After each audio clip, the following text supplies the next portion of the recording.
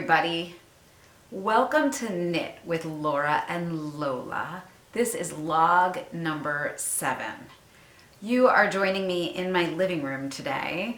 I think the last log that I managed to do before all of my crazy fall travels was outside, but today is a rainy and cold day, and I don't think we're going to get to be outside for a log until spring again.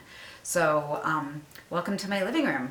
This log is new in that we're trying out a premiere. So if the premiere works out, I'll be chatting with those of you who are able to watch it with me while you guys are watching it for the first time. This is a new thing that YouTube just put out, and I always like to try the new things. So we'll see how that goes. And I'm not sure if I'll leave that chat enabled so people can see it later on, or if I'll end up taking that down. We'll see what that looks like as well. So it has been a busy, super fun fall for me. I think the last log I did was before I left to go on vacation with Max in Amsterdam, and before I met with a large, super fun group of knitters in Scotland, and before Knit Ithaca in November, my yearly retreat in Ithaca.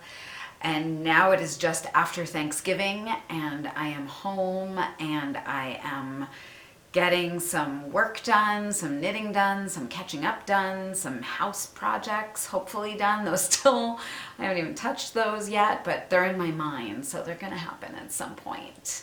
And one of the things I get to do again since I'm back and settled is some logs with you. All of my travels were fun. I know I tried to share a lot on Instagram and social media, so if you're somebody who followed me on Instagram stories, you got to see lots from our Scotland trip. I did post those in a blog, and I'll put that link in the show notes. And then my trip to Amsterdam with Max was fabulous. I did some Instagram stories, but really I kind of kept that. I put some stuff up, but it was just our vacation, and we loved Amsterdam. If we could, buy a house on a canal, we would live there in a heartbeat. It is such a sweet, I don't know if it's sweet. It is sweet, but it's small, and it's fun, and it's funky, and there's just tons going on there, and it was really easy to get around. It helped that the weather was amazing when we were there, and we ate almost every single meal outside. I could clearly just talk about Amsterdam for a while because it was pretty fabulous. One of the things that was really funny is the Airbnb, the apartment that we found to rent, was right by the zoo, so we would wake up every day to sea lions barking and tropical birds making noise, and it was surreal in a Carlos Castaneda kind of way, because it didn't make sense, and yet it completely made sense for Amsterdam. It was fun. It was a good trip. And then Scotland was amazing. Definitely there's that blog post there to read. And I got home from Scotland and hit the ground running. And 2 weeks later, it was Knit Ithaca. And I did a whole blog post. I just dropped my knitting. That made me sad. I did a whole blog post about Knit Ithaca, and that is up. I'll give you guys the link to that as well. I made some little short videos to give you a glimpse into our activities and actions. We had a really, really fun weekend. It's such a blast to end my year with a retreat at home where I don't have to travel and other people do.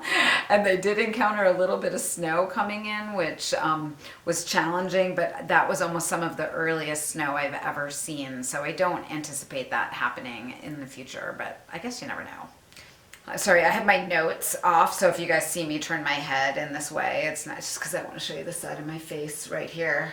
So that was kind of all my traveling I did, and after my travels and Knit Ithaca,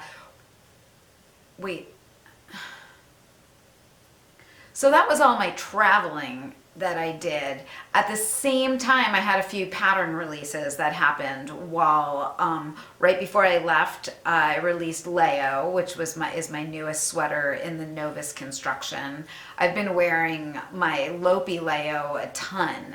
I haven't been wearing my Katena Leo as much because I know it's not going to wear as well over time. I think we talked about that in the last log. The yarn that I used for Katena is a tubular yarn. It's a 100% merino wool, and it's a little more delicate. And I do want to keep that sweater nice for shows and showing people when I teach. But the Lopi sweater's wearing like iron, and I've been wearing it a ton. I do wear it with long sleeves underneath it that are a little bit thick, so those Lopi hairs don't bug me too much.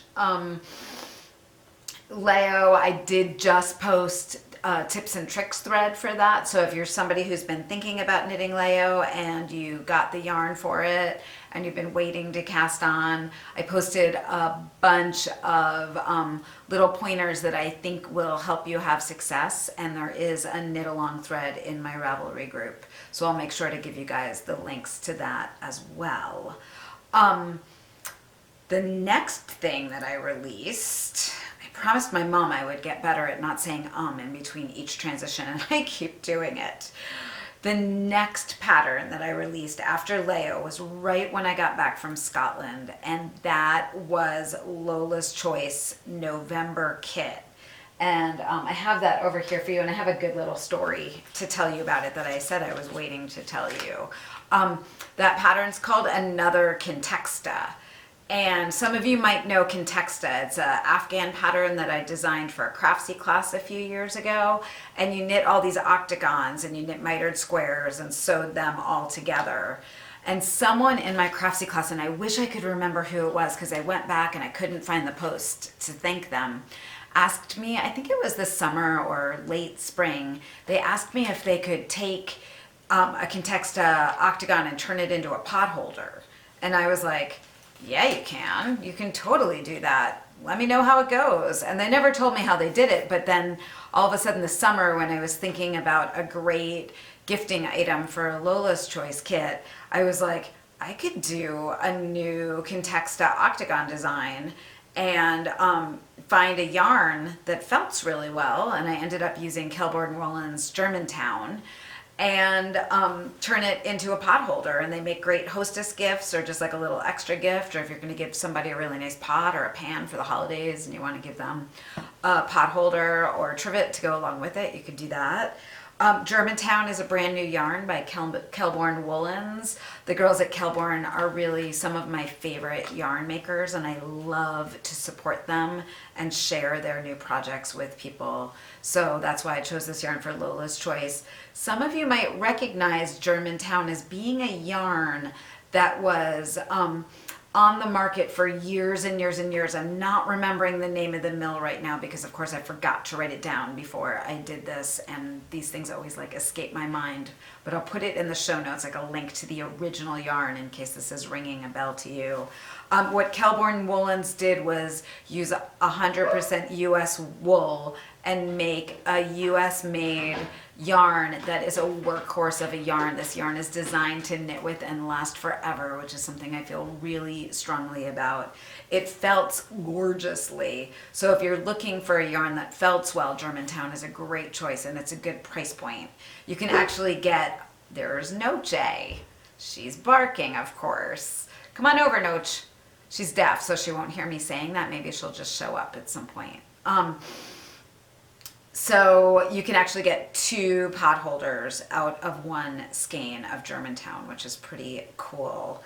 The funny story I have about Another Contexta is when I was knitting it this summer, my husband, who doesn't typically ask me what I'm knitting or what's going on, saw me knitting something, and he was kind of like, what are you knitting? And I was like, oh, I'm knitting a pot holder, hun. And he was like, that's pedestrian. And I was like, okay, what does that mean? And then I thought about it for a second, and I was like, no, I think it's really accessible. Like, everybody wants to knit a pot holder at some point. And then the thing I guess you should know about my husband is that he is Russian, and he moved here when he was around 11. So sometimes he has vocabulary words that are like different than vocabulary words I would choose, because I don't think I typically think about things as being pedestrian or not, like kind of common. I don't think another contexta is common, personally. I think it's accessible. But I was choosing my treats to go, and I really like, if you guys ever drunk Constant Comment tea by Bigelow, I was like, oh my god, I'm totally gonna include Constant Comment, partially because it's great tea, but partially because Constant Comment, like, do you get it? Because he was commenting constantly on my pot holder. Okay, maybe only I get it, but that's okay. I can be alone with my humor sometimes. So that is another contexta. People have been knitting other of the contexta octagon designs. I would just remind you that if you're going to do that, not to choose one of the lace ones, because if you're going to use this as a pot holder, you clearly don't want to have any holes in your knitting. You want to have a solid fabric, and that's pretty important. After another contexta, when we got to Knit Ithaca, I had 3 patterns released for Knit Ithaca because I'm a total overachiever. I had Ithacowl, which I'm wearing, which is a poncho. I think I'm almost totally sold out, unfortunately, of kits for the poncho. As of this moment, there's 1 left in Jewel. It might not be there by the time we get to this log. I am getting ready to order more for January, so I'm not sure how long it'll take to get more yarn, but I'm going to order more for you guys because I know it's a really fun knit. It's worked from the top down. It has corrugated ribbing. It has vertical stranding that my friend Laura Lola taught me about how to do, and then it has color work down at the bottom. That's a fun shot right there. Whoa! Like swing it. There was Lola for a second for you. There were 5 different colorways this came in. This one is the Flashpoint colorway. So this is Harrisville Designs yarn at Flywheel. And then the multicolor yarn is 100% BFL yarn from Feederbrook Farms. And it is the same yarn that I knit Brioche Booster in. And I actually had gotten all of this yarn in to do more Brioche Booster kits. And then when I got it, I was like, oh my god, I need to do something new with this. And I came up with the idea for Ithacowl. And then because I'm an overachiever, I also designed Itha Mitts. And the Itha Mitts use the exact same technique as the Ithacowl. And then I also designed Itha Head. And Itha Head, this one's actually turned under and lined, and I'll tell you about that in a second. But the cowl pattern includes the headband pattern because what it does is let you swatch for the color work at the bottom of the cowl easily. So it helps you make sure that you have gauge before you cast on for the cowl. At the head, I actually knit this one for my friend Kate. She hasn't gotten it yet, but I'm not sure she's going to watch this before I give it to her. I'm going to try it on for you, which is part of why I wore that other headband for this today. So here is Itha Head. I wear headbands more than I wear hats, partially because my hair is kind of big and I always have like a ponytail or a bun, or I'm wearing it down, and I don't think hats are that flattering on me, so I'm a big headband wearer, particularly in the winter. And this Itha Head, I forgot to read my own pattern, so I didn't do the correct cast on, which was I think I used a crochet cast on because that matches a traditional lined off the best, but I didn't do that, so my start and my finish of the headband didn't look the same, and it was driving me crazy. So I ended up deciding, I had a little piece of wool jersey in my stash, in my fabric stash, and I ended up deciding to line this cowl, which is why it looks a little bit different than the other ones that I have the photos of up on Ravelry, because the edge is turned under a little bit, but then you can't see that I didn't read my pattern, because it turns out sometimes I forget to do that. Let me do my hair again. You guys are great, totally putting up with me right now. So that was the whole Ithaca collection. It was really fun to design. I've been wearing all of the pieces a lot. I do have one more pair of the mitts on my needles. I think I have one done, and I have a second one that's up to like right here. And I'm making the larger size so I can wear liners underneath them for this winter for skiing. But I kind of needed some new mittens. My artichoke French mittens, which I wear a ton, were kind of worn. So it was time for me to have some new mittens for the winter. There are kits, a ton of them, for the Ithaca mitts and the Ithaca head in my Etsy shop. And that is because I got these really big skeins of the Feederbrook Farms yarn. I think they had about 600 yards on them. And the cowl only needed 380 yards of it up to the extra large size. So I wound off the extra bits for the mitts and the headband kits. So there are plenty of those available, and they'll be available for a little while. I do try to use up everything when I order yarn, and that was a great way to like get both out of one skein of yarn. It's pretty fun. I'm gonna go back to my knitting because I'm excited to show it to you in a second, and I'm kind of addicted to it and not having a ton of time for it, which is a really good segue. And our next thing we talk about after we talk about all those pattern releases, is what's coming down the pike and what I'm knitting right now. What's coming down the pike is partially what I'm knitting right now. Right now, I've got a few things on the needles. One is January's Lola's Choice pattern, and that is like almost done. It is almost to testers. I just have to fix the sizing a little bit and get it to the tech editor, and I have testers all lined up, ready to knit it. Very excited about every aspect of this kit. The pattern is something I haven't designed in a little while that some of you know I don't love to knit, but I do knit, and I actually had such a fun time writing these pattern and knitting these that maybe I do like knitting this particular item. For those of you wonder why I'm being sketchy around this, it's because you won't know what the Lola's Choice pattern is until the kit ships to you in the beginning of January. So I'm being all secretive on purpose. I am committed for the Lola's Choice pattern to do a fair number of videos. So if this style of pattern is new for you and you're more of a beginning knitter and you haven't knit this thing before, there's going to be some pretty strong video support for the pattern. I really want to make that happen because I think it's one that it'll really help people have success with the pattern. The second thing I'm working on is the End Club pattern, which ships in the middle of January, and it is an absolute blast to knit on. I'm at a point in that design that I can only knit on it when I am fully engaged and I'm not distracted and I'm not chatting with anybody. I think you're going to really enjoy knitting this one. I am going to kind of, I'm trying to think of the right words for it. I'm going to write the pattern in one of those ways for like the complicated way, and then the kind of middle of the road way, and then the simpler way. So as a knitter, you can decide which path that you want to take.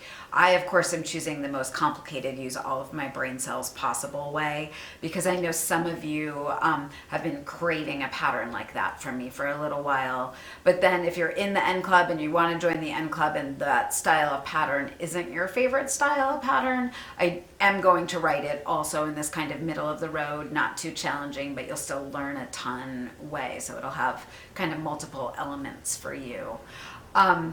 The End Club for 2019, I still have a few spots left in it, and that is because the third yarn I had to do to get the yarn that I wanted to have, I had to do a little bit of a bigger buy, so that kind of upped the number of people I could have in the club. So there are still spots open in the End Club. I think about 50 spots are left in the End Club. And I'm pretty excited about it. I'm committed to that big buy, so I will, I haven't been very loud about that there's spots left, but if you're somebody who's looking for a special gift for somebody to give you or to gift to yourself, because we deserve these things sometimes, I think that you'll have fun with me in the End Club in 2019. And if you don't know what the End Club is, I'll give you a link. You can just go read about that. Enough about that. Those are the two things on my needles. The third thing on my needles kind of has a whole story to it, and It is I'm lifting it up here. It is a sweater that I started knitting on my way back from Ireland. So I think I showed this a few logs ago. And it is another Novus construction, but I basically made like a bolero in the Novus construction where I cast on the sleeve, and I worked to right here, and I cast on stitches for the front and the back, but not a lot of stitches. So it's kind of short, like it basically falls right below my boobs right there, if that makes sense. And then I kept going for the shoulder, split for the neckline, went across the other side, did the second sleeve, and then zipped those up with a side panel. If you don't know my Novus construction, I'll give you guys a link so you can understand that, but it's something I've talked about a fair number of times, and I don't want to bore those of you who have heard about it 800 million times. But then what I did was, after that little bolero was complete, I picked up stitches in the round, and now I'm working down in color work. This is yarn that I got in Donegal. So what I'm doing is I'm being a very good girl, and I am posting all of my notes about this project on Ravelry. As of right now, this is just for me. I'm not convinced I'm writing a pattern for it, but we'll see how that goes. Right now I'm just having a really good time knitting myself a sweater. And I have a lot of these 3 colors of yarn, of the mustard and the orange and the blue, and then that main brown color. Like, I have a whole ball of each color, and I think what I'm doing is knitting myself a dress, like a long tunic sweater. And what's fun about this is like a modified feather and fan stitch right here. I don't know if you can see it. And what I can do is there's like these little areas of just stockinette stitch in between the feather and fan. And what I'm going to do, as I need more width for the dress, because clearly my bum is bigger than my boobs, I'm going to increase in that stockinette stitch area, and what that's going to do is create like an A-line shape for the tunic. I'm going to try to, I might not use all my yarn, because things are more flattering on me if they kind of land like 4 inches above my knee, so they're more of a tunic and less of a knee-length dress. As soon as I go that long to my knee, they end up looking a little bit, I look a little squashed. But if I end short, then I kind of get elongated. So I know that about my body. So I think I'll be kind of ending like just below mid-thigh, maybe at like an inch longer than that. And it's going to be a great bum warmer for winter. It's going to be a yummy, warm, fun, colorful sweater. And I'm not supposed to be knitting on it that much, but what I've done is given myself a deadline of how much knitting I have to get done for Lola's Choice and the N Club. And then whenever I hit those deadlines, then the rest of the day is free to me to work on this. So I think it'll be done kind of soon. I'll bet you guys are all doing a lot of gift knitting, right? And this is my way of saying I'm not sure I'm doing any gift knitting this year. I typically wait to see if I get requests from my family for gift knitting. I know that my daughter Bella would love a new pair of socks, and maybe that'll happen, and maybe it won't. Her birthday's mid-January, so if I don't get those done by the holidays, I can always shoot for her birthday. And we'll actually be traveling together for her birthday, so I could be knitting on them with her, which is always fun. The other thing I wanted to tell you about is what I'm making and what I'm into, and I kind of want to hear if anybody's chatting. I'm sure we're chatting away right now. If you have any questions, definitely feel free to be posting those. And those of you watching this later, you'll be able to see what people were asking in those comments. Ooh, I ummed for a transition. Let's wipe that. Wipe. Let's wipe that. What I'm making. I am not sewing anything right now, but on Black Friday or something Saturday or whatever that was, I did buy 2 patterns, PDF sewing patterns from Paper Cut Patterns.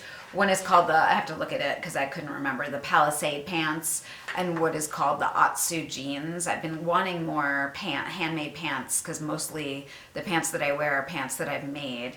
You all know that I love my Aeronite pants from So Liberated, but they are a little bit, they don't always make me feel as slim as I want to feel, if that makes sense, because they've got these big pockets and they're definitely comfy pants. And the Palisade pant from Paper Cut I just found, and it has side pockets like the Aeronite pants, but they're not as bulky. and they look really flattering. At least on the model, her bum looks great in them, and the sides look great on them, and they're pegged just like I like. So I got that pattern. And then the Atsu jeans, if you look at that link, those jeans have these great lines to them. And I'm really excited to try those out this winter as well. I actually have jean fabric that I got to make another pair of ginger jeans, but I think I'm gonna go for the Atsus instead and do something new for myself.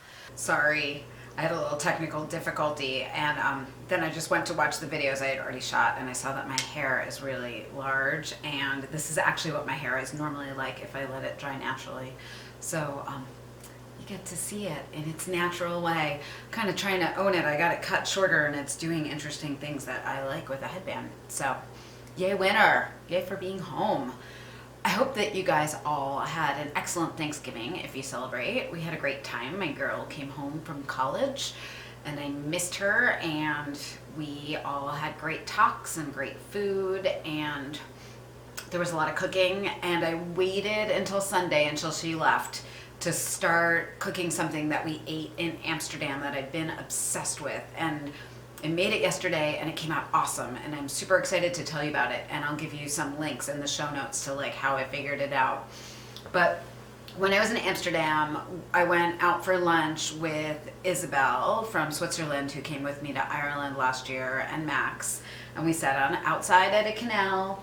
I might have had a glass of wine, and I ordered the roasted carrot Moroccan spiced hummus, and it was the best hummus. It was so good.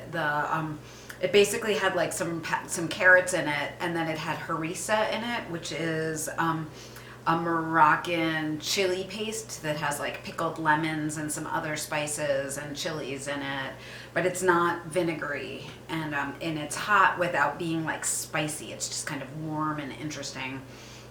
So I made some roasted carrots yesterday with some cloves of garlic, and I cooked some chickpeas in my Instant Pot, and then I threw all of that into a Cuisinart and blended it up with a really large amount of olive oil. And then I added harissa, kind of like a teaspoon at a time, until it had just the right amount of heat and flavor without being, you know how when things get spicy, you can't like taste them anymore. So like, you know, right before it got to that place, and it's super yummy. But the crowning glory was on the hummus that we had in Amsterdam was something called Dukkha, which I had never heard of before. And Dukkha is a Middle Eastern spice. I think families make it to just kind of sprinkle on like eggs or salads or rice or what have you. And everybody kind of has their own way of making Dukkha. Typically has like almonds or hazelnuts or sesame seeds, and then different nuts and different like spices to go along with that, and a little bit of salt. And I've been obsessed with it, and I'd never seen it anywhere. And then I was at Green Star, which is our like local hippie food store, the other day, and I looked down and they had Ithaca Dukkha right there. So, and the Ithaca Dukkha has organic toasted almonds, organic toasted sesame seeds, organic spices and herbs, salt and pepper. Have you guys ever tried Dukkha? It is so yummy. And I've been eating this on everything, but then I ate it on my amazing hummus yesterday, and I think that is all I have eaten since I made that hummus yesterday afternoon. So I am currently on a roasted carrot harissa hummus with Dukkha diet. I'll let you know how that goes in a week, whether that is a great way to kind of detox after the holidays or not. But super yummy. And I think that Dukkha is going to be maybe what I make for my holiday gifts. I tend to like to make some kind of consumable to give friends when I like go to their house for a party or like go hiking or whatever when we meet up. And I could see like coming up with some stickers and putting it in some jars and finding my own signature Dukkha. My friend Sarah thinks I should call it If Dukkha. And that's because she was cracking me up the other night. I almost peed in my pants. But she was like, what is it? It's Dukkha. So yeah, Dukkha. Dukkha's happening for everybody. You guys probably think I'm such a weirdo now. But I've been basically obsessed with Dukkha. And now I'm gonna make it, so you guys I'll keep you in on my Dukkha loop as I figure that out. in my Ravelry group, I'll post the show notes for this, and our swap is just finishing up. It sounds like all the swap packages have been shipped, although maybe not all of them have been received yet. So that was really fun, and it sounds like everybody really enjoyed the swap. I loved seeing all the packages everybody was getting from local yarns. People went and, if you don't know about it, found local things to them to then send to their swap mates. So we got to know about the places people live, like the fibers available there, the foods available there. I think we'll do another one next fall because I think it was really fun. And as for me, I got to know some new farms around me that produce fiber that I didn't know about. And my swap package that I got to learn about fibers from my swap mates area. So it's kind of like win-win on the learning and community experience. I'm losing my words at the end of the log. Other things going on in the Ravelry group is we are definitely going to have a first quarter cow in January, February, and March. So any of my designs that you have been working on will be eligible at points in that cal for prizes and knitting, and probably structure it somewhat similarly to last year. I was really happy with how last year's cal went, so I think it's going to go somewhat like that again, and I do hope that you join us. And another log will happen when the spirit moves me. Definitely feel free to ask questions if I've talked about anything that you are wondering about. And thank you so much for listening to me yammer away about this, that, and the other thing. Oh, I totally forgot to say that I just updated my 2019 schedule. So that is all on my website, and there are a fair number of retreats and events there. I'm going to be in South Carolina and Florida and Houston, Texas, and then I'll be in Scotland with a group, and then I also am teaching at Woolen in Dublin, Ireland at the end of June. So I got all of that up on the website. If you're in any of those areas. Oh, and Camden, Maine. Sorry, Interweave. Also Camden, Maine.